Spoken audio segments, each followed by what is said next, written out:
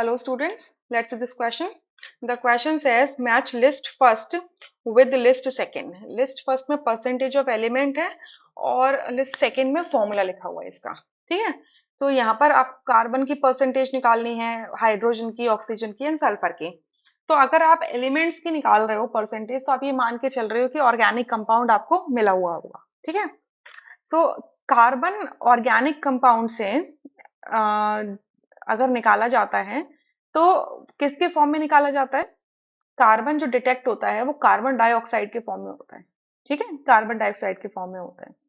So carbon dioxide का जो molar mass होता है वो कितना होता है? Molar mass of carbon dioxide 44 ग्राम पर मोल होता है, ठीक है। निकालना था, एक कार्बन का 12 और एक ऑक्सीजन का 16 होता है, तो दो का कितना हो जाएगा? 32, 32 प्लस 12 44, 44, ठीक है। सो अगर मान लीजिए कि जब भी कोई रिएक्शन होगी कार्बन की किसी रिएजेंट के साथ में, तो वो कार्बन डाइऑक्साइड प्रोड्यूस कर रहा होगा, सर्टेन मोल्स निकल के आ रहे होंगे। सो उस मोल से आप वेट निकाल लोगे, ठीक है, मास निकालोगे। तो मास परसेंटेज कैसे निकालते हैं? मास परसेंटेज निकालने का फॉर्मूला क्या होता है? मास परसेंटेज निकालने का फॉर्मूला क्या होता है?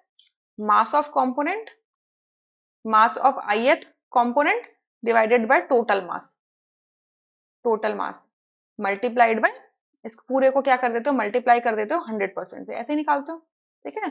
सो अब इस सब फॉर्मूलाज के अंदर देखो, 2 into m1 into 100 divided by 18 into m, where here m1 is the mass of the water produced।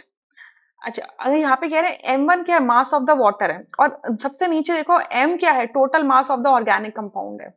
So total mass किसका ले रहे हो? ऑर्गेनिक कंपाउंड का। सब फॉर्मूला में डिनोमिनेटर में m आ रहा है, क्लियर। अच्छा, और m1 यहाँ पर क्या रिप्रेजेंट कर रहा है? फर्स्ट के अंदर मास ऑफ द वाटर, सही बात है। सो अगर m1 क्या है? मास ऑफ द वाटर है, कि कितना मास बना वाटर का, तो किससे निकालोगे? मोल से निकालोगे। मोल्स कैसे हैं आपके? मोल्स का फॉर्मूला होता है n is equal to weight upon molar weight, ठीक है। और ये मोल्स आपको ऑलरेडी बैलेंस रिएक्शन के अंदर दिख ही जाएंगे, ठीक है, वहां से निकाल लोगे। सो आप अगर देखो कार्बन जो है कार्बन डाइऑक्साइड के फॉर्म में प्रेजेंट होता है, तो आप अगर इन सब में देखो तो बी सेकेंड में देखो फॉर्मूला क्या लिखा है? 12 into m2 into 100 divided by 44 into m। m2 क्या रिप्रेजेंट कर रहा है? Mass of carbon dioxide. तो कार्बन ही तो कार्बन डाइऑक्साइड के फॉर्म में आएगा, तो आपका कार्बन की परसेंटेज सेकेंड फॉर्मूला से निकाली जाएगी, जिसमें 12 क्या रिप्रेजेंट करेगा? कि अगर आपका 1 मोल कार्बन डाइऑक्साइड आया है, ठीक है, तो एक एक मोल अगर आपने क्या लिया है? 1 मोल ऑफ अगर कार्बन डाइऑक्साइड लिया है, तो इसके अंदर कितने ग्राम कार्बन है? 12 ग्राम कार्बन है, ठीक है। तो और 1 मोल का मतलब क्या है? 44 gram of carbon dioxide, right. इसके मतलब 12 ग्राम उसके अंदर क्या है? कार्बन प्रेजेंट है। सो अगर आपका m2 gram of carbon dioxide release होगा, तो कितना कार्बन रिलीज होगा? उसका मतलब इसके अंदर कितना कार्बन प्रेजेंट होगा? 12 इंटू m2 डिवाइडेड बाय 44। ये तो करोगे तो यहाँ पे भी क्या है? 12 इंटू m2 डिवाइडेड बाय 44। ये क्या है? 100% रिप्रेजेंट कर रहा है, क्योंकि हम परसेंटेज निकाल रहे हैं। और डिनोमिनेटर में m क्यों आए हैं? क्योंकि टोटल मास लेंगे, राइट। सो इसके ऐसे ही चलेंगे, इसके अकॉर्डिंग चलेंगे।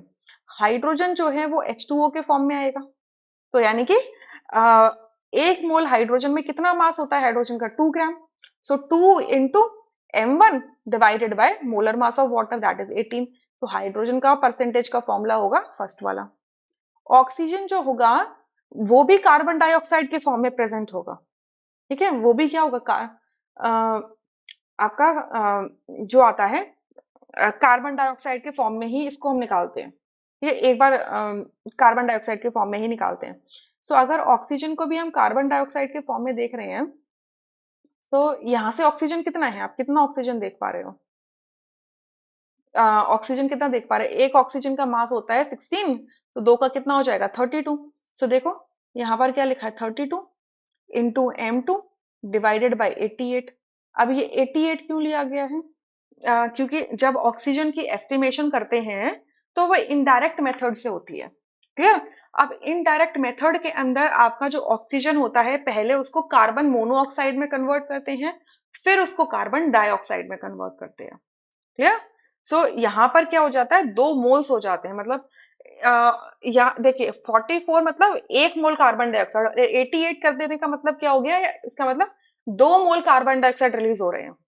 ठीक है, तो इस तरीके से कार्बन का, ऑक्सीजन का परसेंटेज का फॉर्मूला हो जाएगा थर्ड वाला। और सल्फर, सल्फर जो होता है वो आपका जो निकलता है वो आपका बेरियम सल्फेट के फॉर्म में प्रेसिपिटेट आउट होता है। केरियस मेथड के अंदर क्या करते हैं कि सल्फर ऑर्गेनिक कंपाउंड के अंदर जो प्रेजेंट है उसको उसको सल्फेट आयन में कन्वर्ट करवाते हैं by concentrated nitric acid, oxidise कर देते हैं उसको, और सल्फेट को प्रेसिपिटेट आउट करते हैं यूजिंग आपका solution of barium chloride. So ultimately आपका सल्फर प्रेसिपिटेट आउट होता है बेरियम सल्फेट से। और बेरियम सल्फेट का जो मोलर मास होता है वो होता है 233 ग्राम पर मोल। ठीक है, तो यानी कि अगर मैंने 1 मोल या 233 ग्राम आपका बेरियम सल्फेट लिया तो उसके अंदर सल्फर कितना प्रेजेंट है, 32।